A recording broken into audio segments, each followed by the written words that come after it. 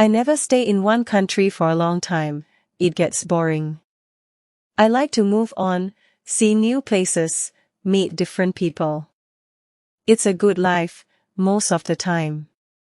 When I need money, I get a job picking fruit. In Europe, you can pick fruit most of the year, you just need to be in the right country at the right time, of course. It's not easy work, but the money isn't bad. I like to go south in the winter, life is easier in the sun, and Northern Europe can get very cold in winter. Last year, in 1989, I was in Venice in October. I did some work in a hotel for 3 weeks. Then I slowly began to move south. I always go by train when I can. I like trains, you can walk about on a train, and you meet a lot of people. I left Venice and went on to Trieste. There, I got a cheap ticket for the slow train to Sofia in Bulgaria. This train goes all the way down through Yugoslavia and takes a long time, a day and a half.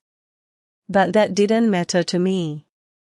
The train left Trieste at 9 o'clock on a Thursday morning. There weren't many people on it at first, but at Zagreb more people got on. 2 girls walked along the corridor past my carriage. They looked through the door but didn't come in. Then, an old woman came in, sat down, and went to sleep. The 2 girls came back along the corridor and looked into the carriage again. The train left Zagreb, and I looked out of the window for about 10 minutes, then I went to sleep too. When I opened my eyes again, the 2 girls were in the carriage. They looked friendly, so I said, "Hello." "Hi," they said. "You're American?" I asked. "Or Canadian?" "Right, American," the taller girl said. She smiled. "And you're 23. Your name's Tom Walsh. You've got blue eyes, and your mom lives in Bermondsey, UK. Right, how did you know all that?" I asked, surprised. The second girl laughed. She looked at your passport. "It's in your coat pocket." "Oh, right." My coat was on the seat next to me. I took my passport out of the pocket and put it back in my bag. "Who are you, then?" I asked. They told me, "Melanie and Carol, from Los Angeles, USA. They like Europe," they said. They knew a lot of places: Britain, Holland, Denmark, Germany, France, Spain, Italy, Yugoslavia, Bulgaria, Greece. "I'm going to Bulgaria now," I said. "Touring for about a month. Then I'm going south for the winter, Cyprus, or perhaps North Africa." "Oh yes," they said. "We love Bulgaria. Sofia's a great town, wonderful." "What do you do about money?" I asked. "Well, you know," Carol smiled. "Sometimes we get a little job, this and that." "But what about you?" "Yeah, come on," Melanie said. "Tell us about you, Tom Walsh with the blue eyes and the mom in Bermondsey. What are you doing with your life, hey?" So I told them. They were nice girls. They were older than me, perhaps 27 or 28, but I liked them. We talked and laughed for hours. I told them a lot of stories about my life.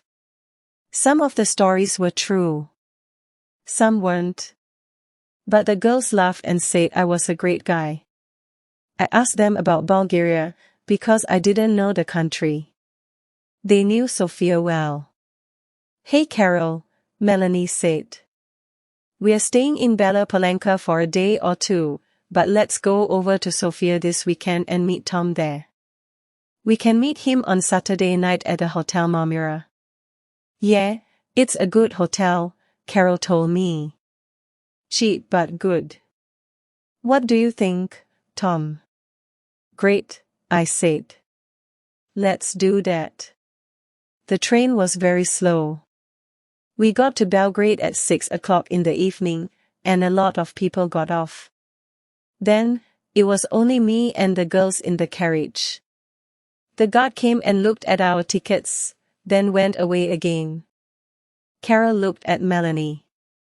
"Hey Mel," she said, "why don't you and Tom go along to the restaurant? I'm not hungry, and I want to sleep for an hour." Food's very expensive on the train," I said. "I haven't got much money right now. I'm going to get a job in Sofia." "Oh Tom," Melanie said. "Why didn't you tell us? Look, you're a nice guy, right? We're okay for money this week, we can buy you a meal." "Of course we can," Carol said. "And look, in Sofia, we can take you to the best restaurant in town. It's a great place. We love it." What could I say? I was hungry. They had money, I didn't. So Melanie and I went to the restaurant and had a meal. When we came back, Carol was still alone in the carriage. Melanie put her feet on the seat and went to sleep. At night, some more people got on the train, and 2 old men came into our carriage. They looked at Melanie's feet on the seat and talked in loud voices. Carol laughed, and Melanie opened her eyes and sat up. "Are we nearly there?" she asked Carol and looked out of the window. "Yeah, about half an hour, I think." "Why are you getting off at Bella Palenka?" I asked. "What are you going to do there?" Melanie smiled.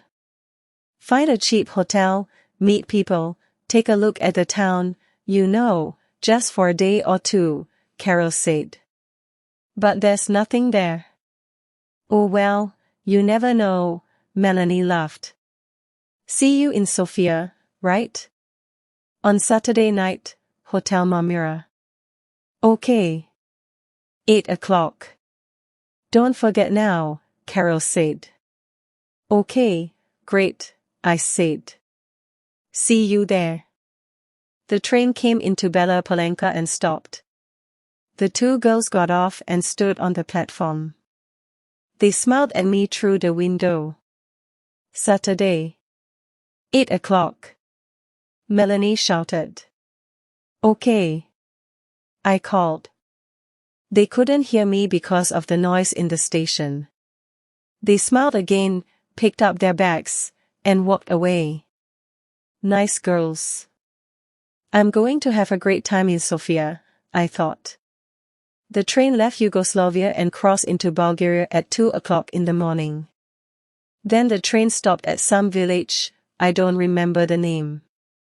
I ate an apple and looked out of the window. Suddenly, there were a lot of policemen on the train. Everybody in the carriage sat up and began to talk. "What's happening?" I said in Italian to the old man next to me. "I don't know," he said in bad Italian. "Perhaps they're looking for somebody. Look, the police are taking some people off the train." Then 2 policemen came into our carriage, a tall, thin one and a short, fat one. They looked at everybody carefully. Then they looked at me again. "Come with us, please," the fat policeman said in English. "What? Me?" I said. "Why? What's the matter?" "And bring your bag with you," the tall policeman said. I began to ask a question, but policemen never like questions from young men with long hair. So I stayed quiet, picked up my bag, and went with them. In the station building, there were a lot more policemen, and some people from the train. They were all young people. I saw some were afraid, some were bored. The police looked in everybody's bags, and then the people went back to the train. My 2 policemen took me to a table. "Your passport, please," the fat policeman said, "and open your bag." They looked at my passport, and I opened my bag. There was a young policewoman with red hair at the next table. She had a nice face, so I smiled at her. She smiled back. "Oh," the tall policeman said suddenly. All my dirty shirts and clothes were out on the table. The policeman picked up my bag and turned it over onto the table. Out of my bag fell packet after packet of US dollars. Nice new dollars, $50 notes in big packets. A lot of money. My mouth opened and stayed open. I couldn't find my voice. I was suddenly a very interesting person, and a lot of police ran up to our table and stood behind me.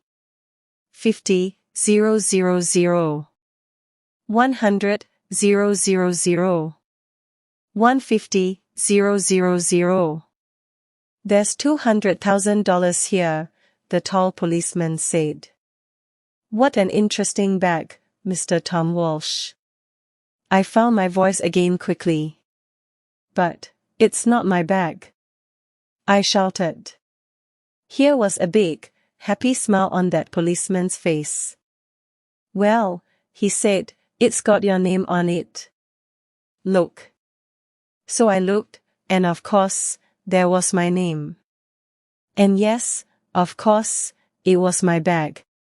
So how did $200,000 get into my bag? You cannot bring US dollars into this country, the fat policeman said. He had very short gray hair and little black eyes. He didn't smile once. But I didn't bring them, I said quickly. They're not my dollars. I never saw them before in my life. There was a lot of noise in the station. I looked out of the window and saw my train. Slowly, it began to move. Hey! Wait! I shouted. That's my train. The tall policeman laughed. It was a great day for him. Oh no, he said. You're not getting back on that train. You're staying here with us, in our beautiful country. He smiled happily. So I never got to Sofia on Saturday. I was very unhappy about that. I wanted to have a little talk with Melanie and Carol, ask them 1 or 2 questions, you know. You're a nice guy, Tom. See you in Sofia, okay? We'll take you to the best restaurant in town. Yeah, great.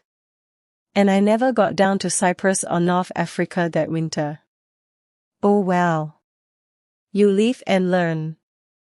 It's not an easy life in prison, but it's warm in winter, and the food's not bad.